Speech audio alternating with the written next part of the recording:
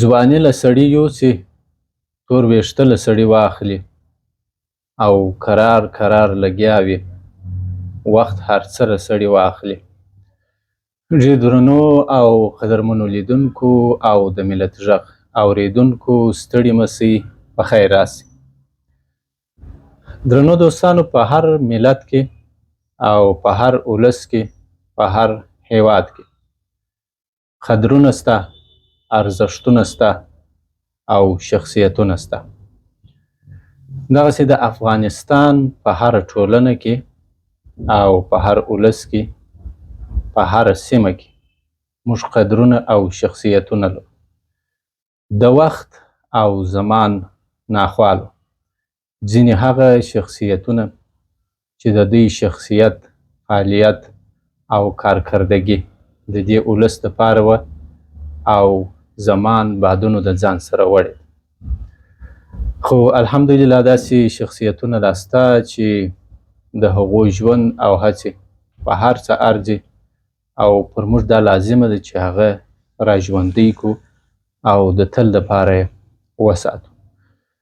له داسې درنو شخصیتونو څخه زموږ سره چې نن راسره دی په دې ځانګړې مرکه کې استاد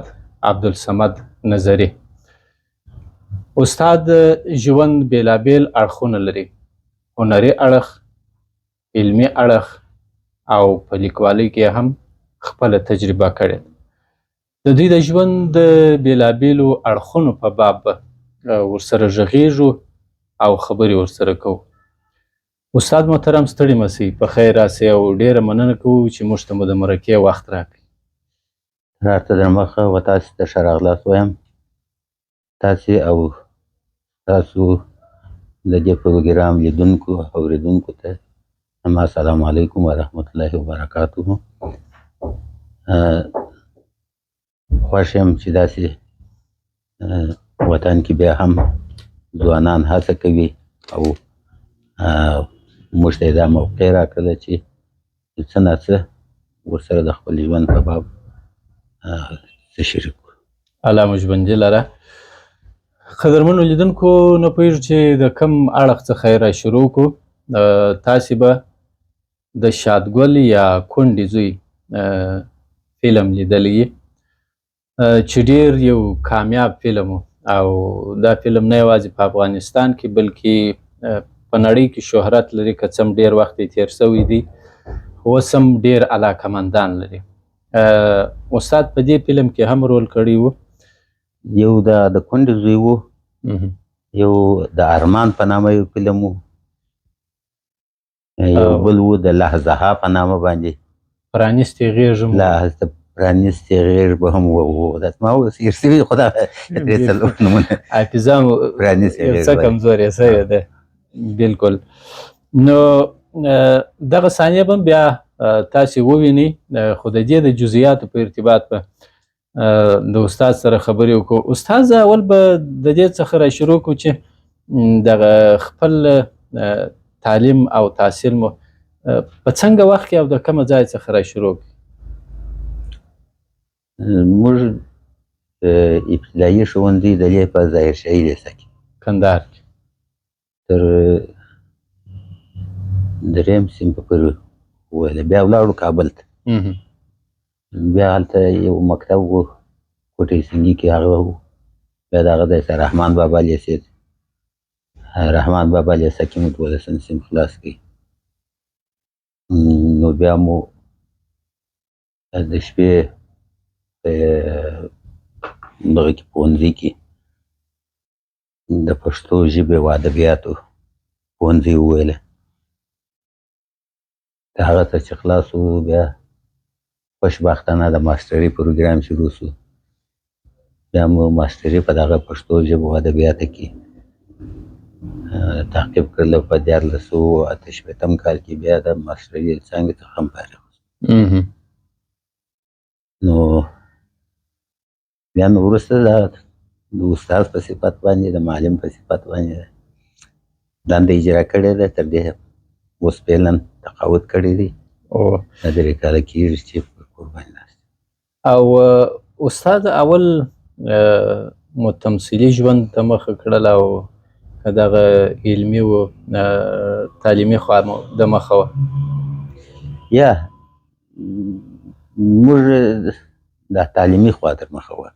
د وظیفې په لحاظ د وظیفې په لحاظ هم چې اول وار لا په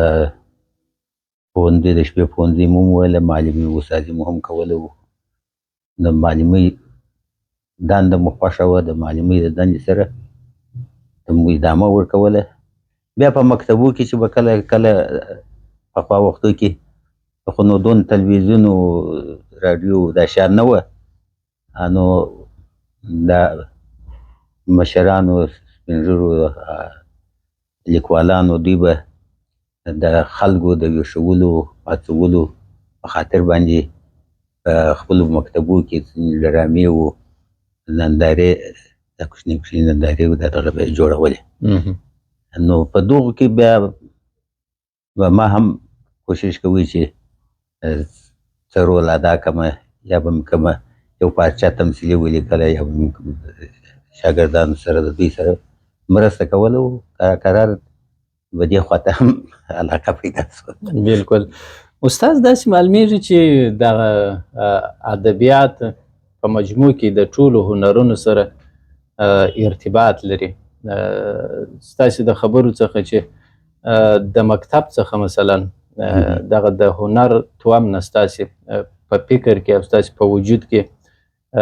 موجوده وه، دغې علاقمندۍ مثلا ستاسې فکر ور واړوه چې د مکتب د وختو څخه تاسې په دغه برخه کې هغه خپل استعداد وروزئ چې بالاخره هغه دی په دې برخه کې مو کار هم وکئ. او دغسې مثلا د کندهار عالي دارالمعلمین کې تاسې یو وخت د رئیس په توګه هم پاته سوي یاست، او هلته مو د ادبیاتو په برخه کې استادي هم کړې ده چې ښوونکی واست، او دغه د ښوونکي وظیفه فکر کوم چې ستاسې د ژوند شغل و او دغه دی په دغه کې مو تقاعد هم واخیستی. نو داسې نه معلومیږي چې ستاسې دغه هنري ژوند او دغه د ښوونکي په توګه کار دواړه داسې همزمانه سره روان ول؟ زه خو پخپله د ښوونکي د دندې سره مې علاقه وه او تر پایه پورې د ښوونکي په صفت باندې پاته شولم. په مختلفو وختونو کې داسې موقع مساعده شوې ده چې نور کارونو ته هڅول شوی یم چې راسه دلته رئیس مدیر شو، فلانکی شو، فلانکی شو، خو ما ورسره قبله کړې نه ده. ما ورته وویل چې زه ښوونکی یم، د ښوونکي سره مې علاقه وه، علاقه ده او علاقه به مې او همدغه سبب دی چې زما اوس فعلا دوه زامن چې دي هغه معلمان دي. ما ورته ویلي چې معلمۍ مسلک، چونکې زه معلم یم، معلمي مې خوښه ده، تاسې هم معلمۍ وکړئ. نو دوی هم اوس همدرحاله معلمین دي، د معلمۍ په دنده باندې اخته دي. هغه اول فلم چې تاسې رول پکښې اجرا کوئ کوم فلم و؟ د فلمونو خو داسې مې یاد ته نه راځي چې اول یې کوم فلم و، خو ارمان و که دغه یو څو فلمونه وو چې یو د کونډې زوی سریال دی چې هغه بیا وروسته جوړ شو، یو ارمان فلم په نامه باندې و، یو د لحظه په نامه باندې و. مخکې له دې څخه چې زه په دې فلمو کې ګډون وکړم، ما یو څو دانې پارچې هم نوشته کړې وې چې بې عمله سر کډو دی، دا یو نندارلیک دی چې اوس دغه یو بل و د چرګه مې ناجوړه ده، تمثیلي پارچه ده، تنظیم بلې و. بله هم د بریالیتوب لارې، بیا دا بیا یو مقاله ده بلکل چې د دې دلته دغه اوس په دغه کې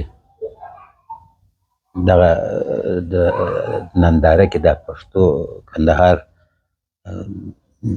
د نندارې غړي چې دغه بلکل د انسو نفر دا و چې په ابراهیمي صاحب و، ابراهیمي و، کاکړ صاحب دی و، دغه اکثر دلې په دغه کې اول د وار دوی موږ را وهڅوله چې داسې نندارې جوړې کړو، کوچني کوچني نندارې به مو جوړې کړلې، د دوی سره مو کار کوي، رهنمایي کوله. نو اوس دا دی هغه نام خدا ښه استعدادونه جوړ شوي دي. هغه ابتدایي مرحلې چې تاسې دغه هنر ته لاره پیدا کړه، څنګه مو لاره ورته پیدا کړه په ابتدا کې، په شروع کې؟ دا یو اماتوري داسې یو دغه په شکل باندې په مکتب کې را شروع کړله نه. دا ډرامې کولې، ما چونکې دغه بعضې کیسې و، داستانونه و، دا شیان مې هم سره ویلي وو، نو کوشش مې کوي چې هلته د دوی سره یو ځای نه کې ورسره دغه شم، بالاخره ورسره اخته شوم. داسې زه په دې باره کې نه خاص تحصیل لرم، نه داسې نه هنرمند ځان ته وایم، نه ممثل. یو خو استاد محترم د تعلیم او تحصیل خبره ده په یوه برخه کې په اکاډمیکه توګه باندې کار کول، دا یوه خبره. زما یوه پوښتنه دا ده چې په خپله دغه د تمثیل هنر چې دی، په دې هر څوک پوهېږي چې د دې هنر د لارې د یوه ولس، د هغې ټولنې، د هغې خلکو د ژوند، د کلتور، د کړو وړو، د پیښو، د تاریخ او د ژوند مختلف اړخونه احتوا کوي او ښیي یې، مثلا د یوه ولس څخه، د یوې ټولنې څخه، د یوه ځای څخه بل ځای ته رسوي او د عامه پوهاوي د ذهنیت په روښانه کولو کې ستر رول لري. واقعا دغه شی دلته اوس په کم حالت کې دی؟ مثلا د پخوا په پرتله باندې مخته تللی دی، شاته تللی دی؟ او د دې د راژوندي کولو دپاره او د هغه د معیاري کولو دپاره څه کول پکار دي په داسې حالت کې چې موږ په مخکنیو خبرو کې هغه ارزښت هم یاد کړئ چې دا شی هره ټولنه لري او ورته ضروري هم دی؟ لکه څنګه چې تاسې وفرمایل، د یوې ټولنې د راویښولو، بیدارولو، هڅولو دپاره مختلفې لارې کېدلی شي چې دغه اوس خو نو تلویزیونونه و دا شیان راووتله نه، دا میډیاوې راووتلې. دا ستاسې د خبرې په تایید باندې د شکسپیر د انګلستان یو لوی ډرامه لیکونکی هنرمند تېر شوی دی او د ده ډرامې ولیکونې و دا شیان، دا د دې باعث و چې انګریز وکولی شوای تقریبا په نیمه نړۍ باندې حکومت وکړي. دا خلک یې راویښ کړله، بیداره یې کړله. او یو انګریز وایي چې زه به د شکسپیر ډرامې د هند چې د سرو زرو د چرګې په نامه باندې یادېږي ورنه کړم، د هغه اثارو، د هغه ډرامې. په هر وطن کې چې د ځوانان راولاړېږي، څرنګه چې پخوا امکانات نه وه، کامرې نه وې، دا نو په سټیج باندې به خلک، حتی په ابتدا کې به په میداني کې سره راټول شول، دا خلک به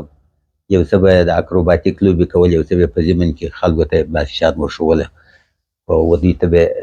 یې راهڅوله، دوی به متوجه کوله د خپل مسایلو، کلتوري مسایل، د خپل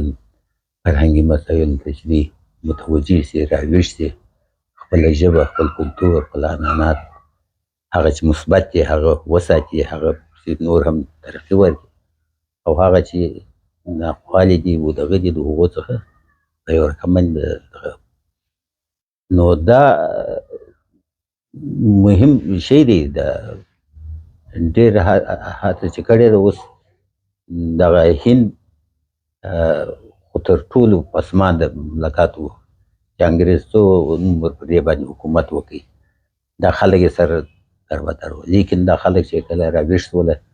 دا فلمونه یې جوړ کړل رقم فلمونه وو خپل تاریخ دا خلک یې سره متحد کړل. اوس د یو لوی هند په نامه باندې تقریبا 3 قدرت جهاني دي دا دغه سره راټول کړ. دا چې شو دا د دوی دغه فرهنګي فعالیتونه وو دغه هنري فعالیتونه وو د دوی. وطن چې جوړي ملک چې جوړي هغه خلک دا چې وغواړي خلک وغواړي چې دا وطن یې جوړ شي باید خلک راویښ شي خلک بیداره شي د خلکو ته دا روحیه ورکړل شي چې دغه خپل وطن خپل دین خپل ژبه کلتور وساتلی شي هغه تقویه کړی شي هغه رایج کړی شي او هغه ناخوالې چې دي او هغه دغه چې دي هغه خلک ځینې مانعت ورکړي. یعنې په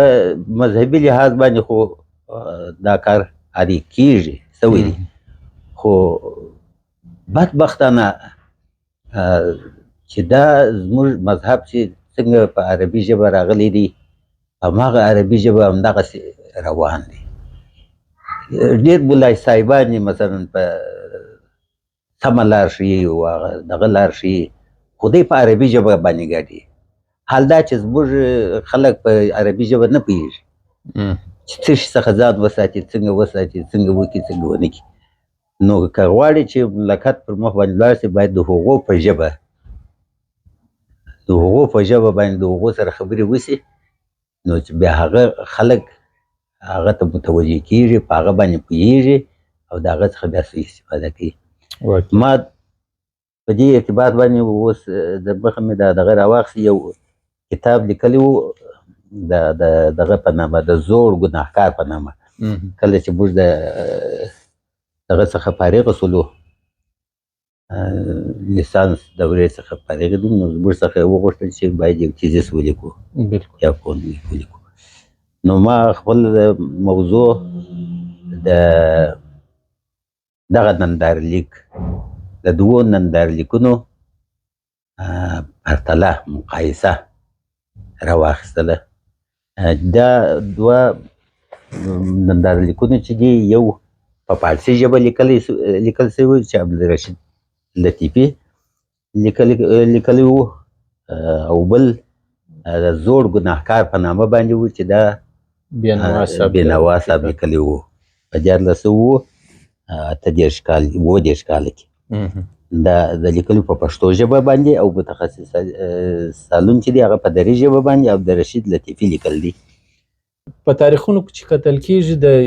یونان ډرامې خورا زوړ تاریخ لري. دوی به هم دغسې په ځینو مذهبي مراسمو کې او په ځینو دودیزو مراسمو کې داسې پروګرامونه درلودل چې ولس ته به د ډرامو د لارې څخه د تمثیل د لارې څخه عامه پوهاوی ورکاوه مسایل یې ور انتقالول. په اوسني وخت کې تاسې د هند ښه مثال ورکوئ چې په ټوله نړۍ کې د دوی تمثیل فلمونه او دا شیان نوم لري او حتی د دوی د عاید ډېره لویه برخه دغه فلمونه جوړوي او دغسې د دوی د ولس ډېره برخه په دغه مسلک او دغه هنر باندې لګیا دي او اخته دي. دا چې بیا هر ولس د هر څه دپاره هغه خپل اصول لري دوی په خپل اصولو کې کار کوي موږ به په خپلو کې کوو. اوس دلته خبره دا ده چې موږ هم داسې تاریخ لرو چې په هغه کې ډېر شیان ناویلي پاته دي ډېر شیان تر ولس پورې رسول غواړي او په ډېرو شیانو باندې ولس پوه کول غواړي او د هغو دپاره یوه وسیله هغه تمثیل دی فلم ده.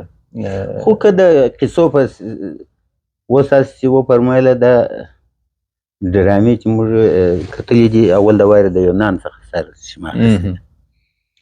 په یونان کې دا 3 رقمه ډرامې وې چې کومیډي وې تراژیدي وې او دغه ډرامې وو. نو د هغو لیکوالانو هغه ډرامې چې به اجرا کولې هغه خلک یې سکندر مقدوني را ولاړ شو په دې ټول دنیا باندې دغه خبره حکومت کوي نه اصلا دا ډرامې د هغو ځای څخه راپورته سوي دي چې د هغو بیخي داسې یو مذهبي شکل یې ورکړی و دا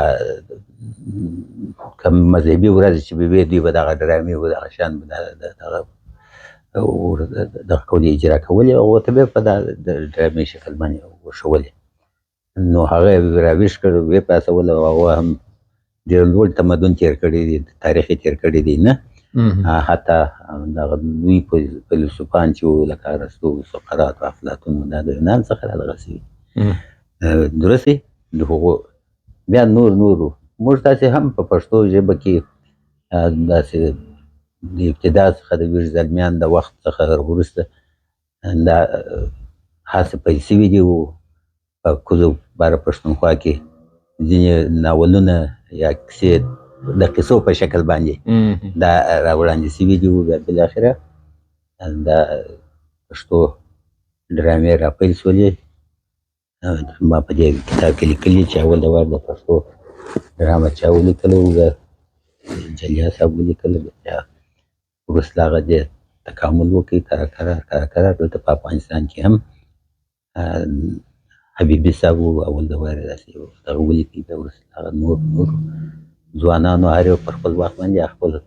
کوشش کړی دی اما نن ورځ خو بیا سینما راغله منځته په سټیج باندې به دا ښودل کېدله د نندارې په نامه باندې کابل نندارې اوسیش نندارې په نامه باندې دا نندارې راغلې پر هغو باندې په لوړه سویه باندې ښولې دا د مجاهدینو د غازیانو د دې دغه به ښکاره کولې چې سره کم انګریزان پسې واخیسته ده دا د دغو ډرامو نندارو برکت و چې دا خلک یې سره دغه کړل راویښ یې کړل دې دغه ته راویښ کړل نه چې ادې انګریزان یې پسې واخیستلي وو یعنې دوی ته یو روحیه ورکړله دا روحیه خو نو دغه رقم یو څو ځوانان ویني بیا هغه ځي بیا خپله په کلي کې بیا خپل نورو بچیانو ته نورو ته بالا دا احساس ورکوي دغه راویښیې نو بیا نو وروسته له هغه څخه راډیوي تمثیلي پارچې ډېرې اجرا سوي دي د هغو فضلي صاحبو د نورو په پښتو په فارسي ژبو په دواړو ژبو حتی د نندارو څخه وروسته بیا نو د راډیوي تمثیلي پارچې تلویزیون راغی په تلویزیون کې تاسې وینئ اوس بیا چې اوس دا شیان کم سوي دي ډېر لږ دي محدودیتونه پر دغه سوي دي وضع سوي دي خو امید دی چې دا د هنرمندانو د خلک سره بېرته راوهڅېږي او په کارو باندې پیلېږي په همدې هیله باندې د استاد د هنر یو کوچنی نمونه به د کونډې زوی له فلم څخه وګورو تاسې دا وګورئ او وروسته به بیا د یو بل فلم هم نمونه وګورو او وروسته تر هغه به د استاد سره وروستیو خبرو ته ادامه ورکړو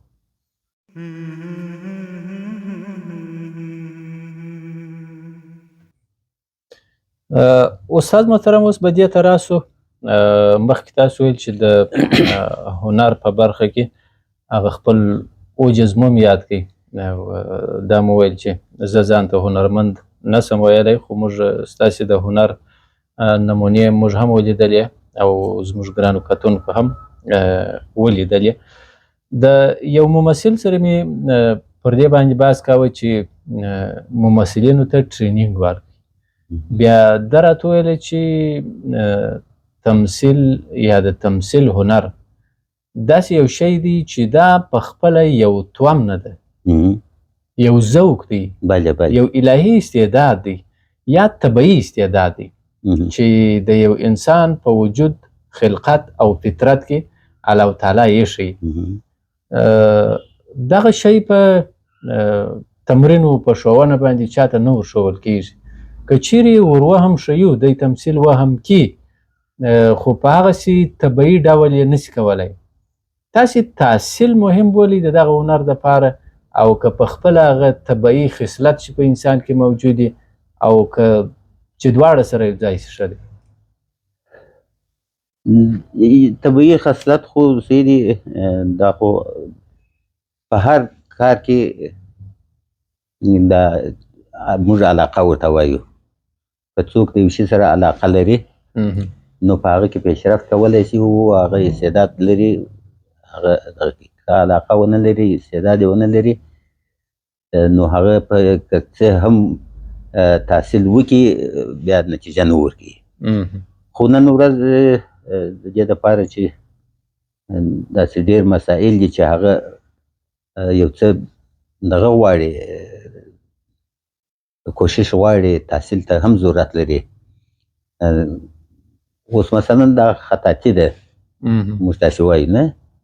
دا ټوله په هنرهای زیبا کې راځي که خطاطي ده که رسامي ده که مجسمه سازي ده که فلم برداري ده که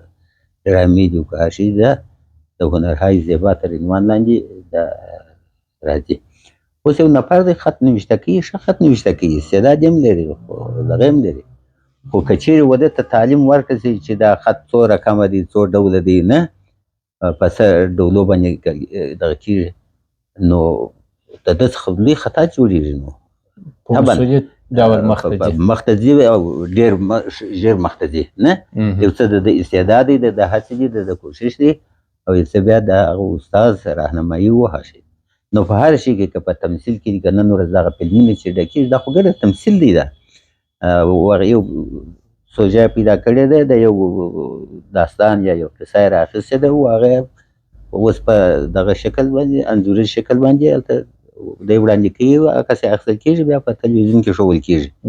دا پخپله دا پخوا داسې نه کېدله اوس دا امکانات شته دوی ساحه پراخه ده دوی کولی شي په مختلفو ځایو کې د یوه فلم یا د یوه صحنې د یو ډرامې مختلفې برخې په مختلفو ځایو کې په ښه ترتیب باندې سره اجرا کړي دا پخپله د ډرامې پرمختللی شکل دی مهم اړخونه یې دي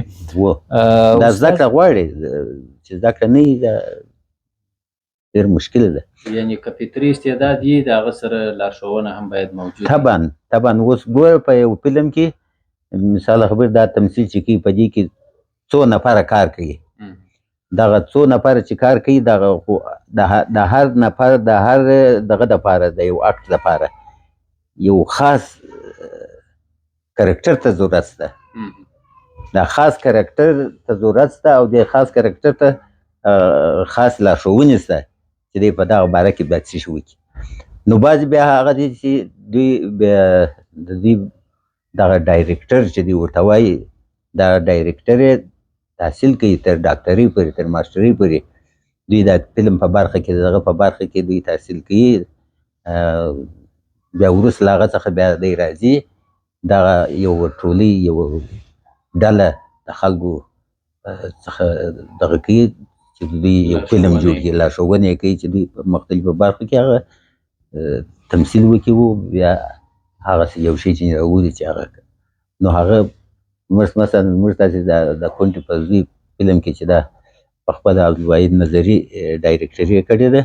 هغه نوشته کړي هغه جوړ کړي نو ډېر نفرو کار پکښې کړی دی خو په دې کې تمثیل چې ډېر کامیاب و او مرکزي رول یې درلودی هغه ممنون صاحب نه مقصودي و د کونډې زوی چې دی واقعا څوک ورته وایي رښتیا هم دی د کونډې زوی دی حال دا چې دی د کونډې زوی نه و دی یو محصل و په پوهنتون کې موږ تاسې ښه وځلېدی دا فلم یې ګواکې دغه ورسوي دا د تمثیل په برخه کې یعنې داسې رول یې وبل لکه رښتیا هم لکه دی چې د کونډې زوی وي حال دا چې دی خو د کونډې زوی نه و نور نو هر چا په خپل ترتیب باندې خپل رول تمثیل کوي ورې دا راغی د واحد نظري صاحب یادونه مو وکړه او دغسې فدا نظري صاحب ستاسې د کورنۍ څخه دي فدا نظري نه فدا نظري زموږ په کورنۍ پورې اړه نه لري ښه هغه یو لیکوال دی واحد نظري صاحب دی سیناریست لیکوال فکر کوم د ډېرو فلمونو سناریوګانې ده لیکلي دي ډاکټر عبدالواحد نظري د تقریبا د ډاکټرۍ تر سطحې پورې خو ډاکټرۍ سطح پورې د تحصیل کړی دی په بلغاریا او په جرمني او په هغو کې. نو ډېر فلمونه یې ډکړي دي، ډېر تلویزیوني فلمونه او ډېر فلمونه. بعضې سناریوګانې هم د لیکلي دي، خو ډایرکټري اصلا د ده مسلک سناریست نه دی، ډایرکټر دی دی. خو دی په ضمن کې سناریوګانې هم لیکلي دي، دغه د کونډې زوی د ارمان فلم و، دا هم یې سناریو د لیکلي دي او هم بیا ډایرکټري یې پخپله د مخته بیولې. بالکل. استاد محترم، دا چې موږ خپل وخت راکوي، خپلې لارښوونې، تجربې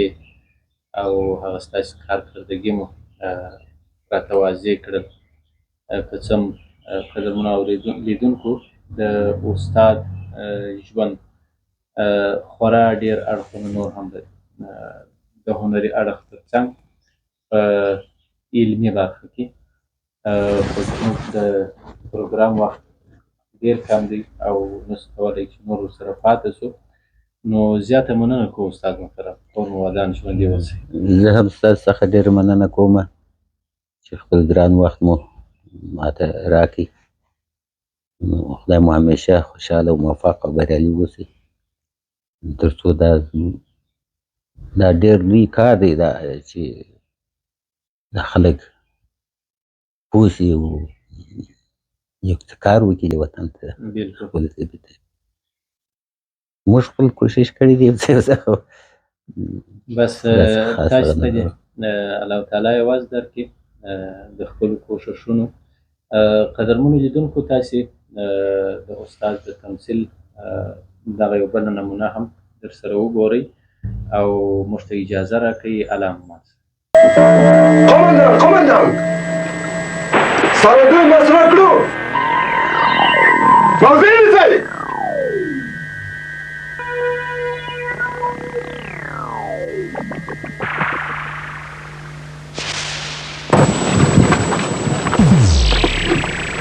قمندان بدره، موږ راغلي غواړو ستاسو سره د نږدې نه وغږېږو. دا هغه خلک د جنګ په سرو لمبو کې مه سوځوه. که په ځان د زړه نه سوځي، د هېواد په ماشومانو، ځوانانو، سپین ږیرو او کونډو رندو زړه وسوځوه. د هېواد په ښکلو پېغلو چې جنګ یې سرتوري کوي، په هغو زړه وسوځوه. د سپین سرو میندو تړمې تړمې اوښکې رایاد یې کړه. د ملي روغې جوړې اسلامي رکن طلبۍ کې ووایه. راشه، موږ ټول افغانان یو، ټول وروڼه یو، ټول مسلمانان یو. زموږ غېږه ستاسو مخې ته خلاصه ده. وسله دې په مځکه کښېږده، راځه او خپل کور کلي پټي ته راشه.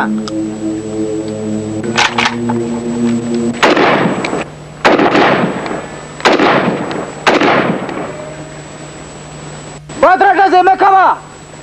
موږ هم کولی شو دې ډزو ځواب درکړو. ډزې مه کوه.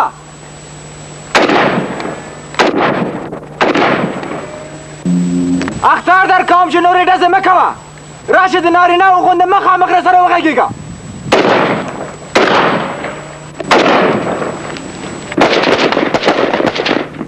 قمندان صاحب، موږ د دښمن په مرمۍ ځواب راکړ او زموږ 2 تنه سربازان شهیدان کړه. ستاسو د امر انتظار یو. امر کوم چې دښمن د اور لاندې ونیسئ او زر تر زره یې له منځه یوسئ. اطمینان.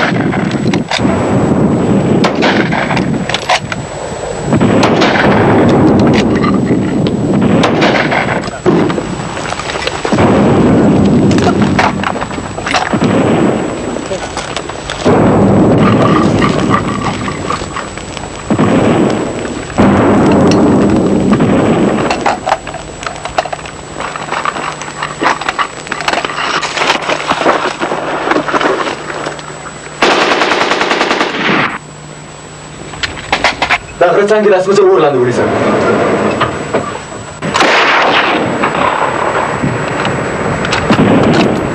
جنګ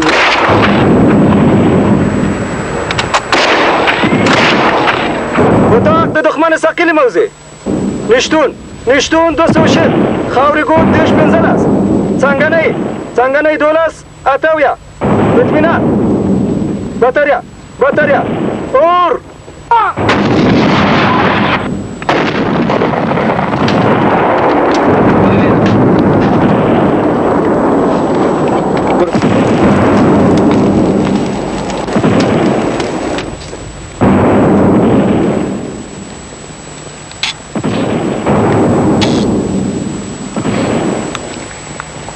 ملګرو د دښمن په مقابل